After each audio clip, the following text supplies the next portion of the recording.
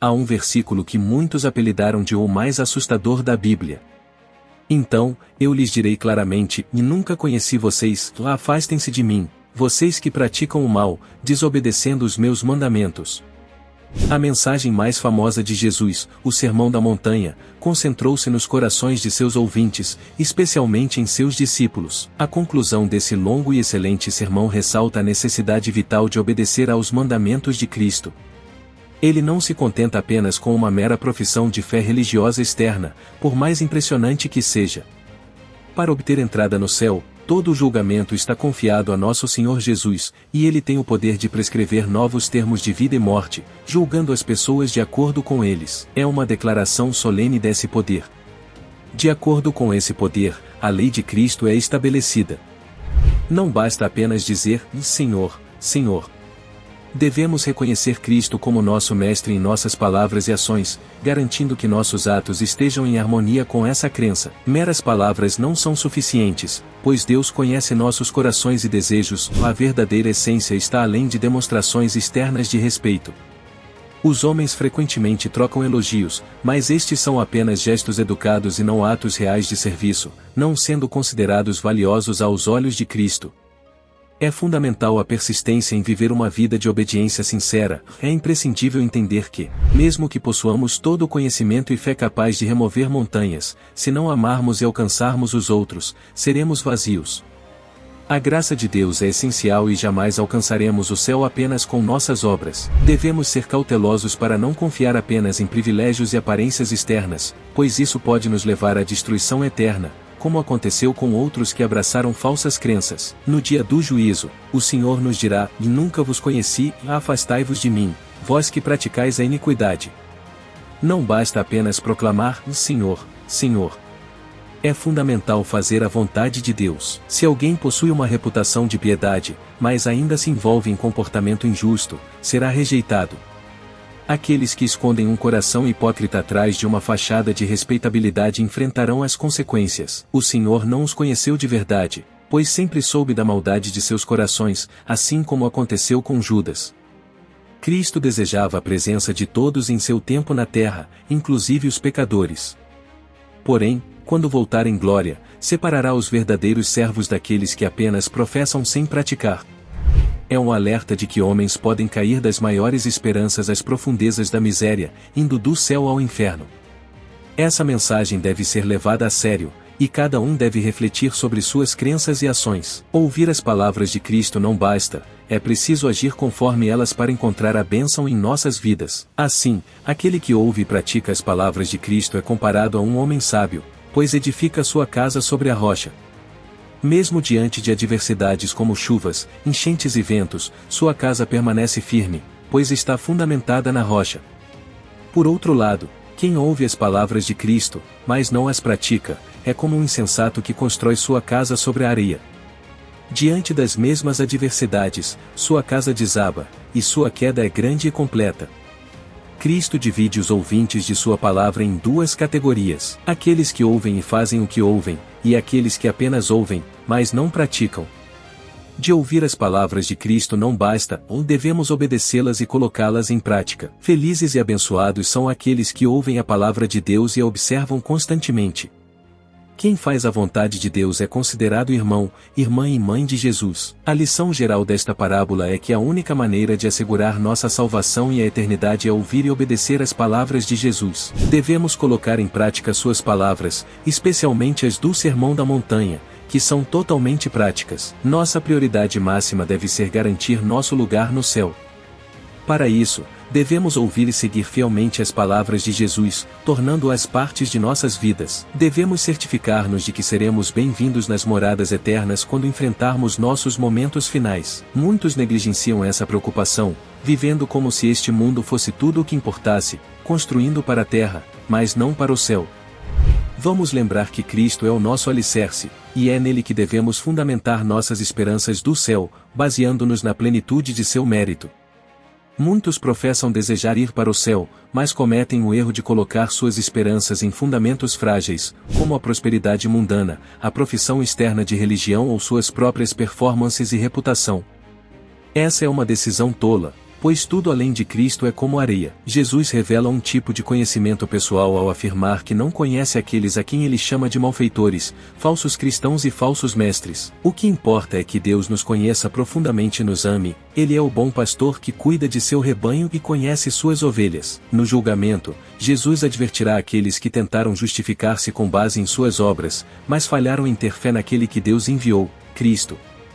Deus não tem prazer em condenar as pessoas ao inferno, mas aqueles que rejeitam a única obra que realmente conta, a fé em Jesus, enfrentarão a separação eterna dele. Jesus é aquele que devemos seguir e servir.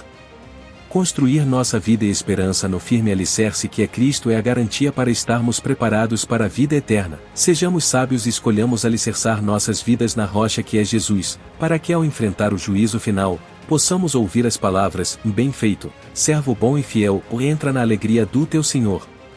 Enfrentar o dia do julgamento final e ser chamado de maldito por Jesus é uma declaração impressionante.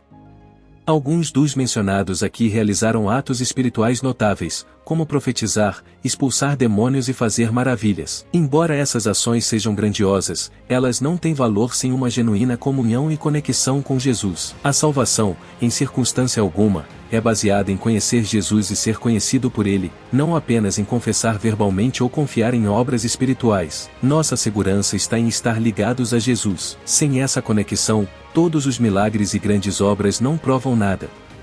A terrível palavra de separação, afastai-vos de mim, é dita pelo próprio Jesus àqueles que proclamaram seu nome, mas não tiveram uma verdadeira união com Ele, onde a vida eterna pode ser encontrada. Unir-se a Cristo é o céu, separar-se, é o inferno. Jesus é o juiz, detendo as chaves do céu e do inferno. O afastamento de Cristo é o próprio inferno, é a base de toda a miséria dos condenados, que ficarão privados de toda a esperança e benefício de Cristo e sua mediação. A verdadeira fé em Cristo é testada pela obediência à vontade do Pai. Dizer apenas o Senhor, Senhor, não é suficiente. É necessário seguir e obedecer os comandos do Senhor. Memorizar versículos bíblicos e hinos religiosos, embora importante, não é o cerne da questão. O que realmente importa é que aqueles que nasceram de novo têm o Espírito de Deus vivendo dentro deles, capacitando-os a entender e seguir a vontade do Pai. O amor de Deus em nossos corações nos motiva a obedecer e servir os outros. A esperança que temos em Cristo não decepciona, pois o amor de Deus foi derramado em nossos corações pelo Espírito Santo, que nos foi dado. No dia final, quando a porta estiver fechada, ela nunca mais se abrirá. É imprescindível buscarmos uma união genuína com Cristo, segui-lo em obediência e viver de acordo com sua vontade para alcançar a vida eterna. No entanto, não há base nas Escrituras que justifique a esperança de que a porta possa se abrir após o julgamento final. Não podemos menosprezar levianamente esse sermão, pois foi Deus quem o deu a nós. Devemos nos curvar diante dele e nos submeter à sua autoridade, pois todos nós seremos julgados. Quando Jesus terminou de falar essas palavras no monte, as multidões ficaram surpresas e impressionadas com seu ensino. Ele ensinava com autoridade própria, não dependendo de outros para confirmar sua autoridade, como faziam os escribas. Seus ensinamentos eram efetivos, repletos de substância e proferidos com a autoridade de um juiz dando suas ordens. Cristo demonstrou mais autoridade verdadeira em suas palavras do que os escribas, que se sentavam no assento de Moisés. Quando ele ensina por seu Espírito na alma, ensina com autoridade, e suas palavras têm poder para criar e comandar. A questão-chave é como servir a Deus de forma aceitável. Uma coisa é andar com Deus e servi-lo da maneira que desejamos. Outra é servi-lo de acordo com o padrão e a maneira que ele deseja. Devemos compreender que nossa vontade pode prevalecer sobre a vontade de Deus. A obediência é fundamental, e servir a Deus segundo sua vontade conhecida é essencial para a verdadeira comunhão com Ele. É importante distinguir entre alegações fervorosas de que andamos com Deus e fazemos sua vontade. Nem todos que dizem isso verdadeiramente o conhecem e o servem. Muitos, infelizmente, ouvirão a dolorosa sentença: afastai-vos de mim. Para Deus, a reverente submissão é essencial. Podemos ter uma visão profunda de como Jesus orou graças à Bíblia. Nos dias de sua vida terrena, ele oferecia petições específicas e súplicas urgentes, com clamor fervoroso e lágrimas, buscando o que precisava. Devemos aprender com esse exemplo de busca genuína de Deus e sua vontade, buscando com sinceridade e submissão em nossas vidas. Jesus, aquele que sempre foi capaz de nos salvar da morte, foi ferido por causa de sua reverente submissão a Deus, sua impecabilidade e determinação infalível em fazer a vontade do Pai. Esse exemplo nos mostra por que Deus sempre ouve as orações de seu Filho. Essa reverente submissão é ilustrada no momento em que Jesus orou no jardim do Getsêmani, renunciando à sua própria vontade e aceitando a vontade do Pai. A genuína dedicação a Deus é outro aspecto fundamental para sermos aceitos por Ele. Essa dedicação é um compromisso de coração que não se desconecta ou desanima facilmente. Quando somos verdadeiramente dedicados a Deus, podemos encontrar descanso e desfrutar de sua cobertura, e Ele se alegra com o nosso compromisso absoluto. Além disso, devemos ser sacrificiais em nossa caminhada e trabalho com Deus. A mordomia com Deus requer um certo nível de sacrifício, pois a obediência nem sempre é conveniente para nossa carne. No entanto, é andar nas bênçãos de Deus, dedicando o nosso tempo, habilidades, energia e recursos para ver seu reino avançar na terra. Daniel é um exemplo vivo de sacrifício em sua dedicação a Deus. Ele deixou seus confortos como um dos principais conselheiros do rei, e arriscou sua vida apenas para permanecer fiel em suas orações a Deus, desafiando ordens contrárias. Ele estava pronto para sacrificar tudo pelo prazer do Rei Celestial, e essa atitude exemplar é uma lição poderosa para todos nós. Assim, para sermos verdadeiros seguidores de Cristo, devemos praticar a reverente submissão, a genuína dedicação e o sacrifício em nossa caminhada com Deus. Somente então desfrutaremos de sua presença e veremos suas manifestações sobrenaturais em nossas vidas. Quer aprender mais sobre como seguir fielmente os ensinamentos de Jesus? Inscreva-se e ative as notificações para receber conteúdos inspiradores sobre a Bíblia e aprofundar sua compreensão das Escrituras. Não perca a oportunidade de crescer em sua fé e viver uma vida mais conectada com Deus. Clique no botão de inscrição agora mesmo. Nós nos vemos no próximo vídeo. Até lá!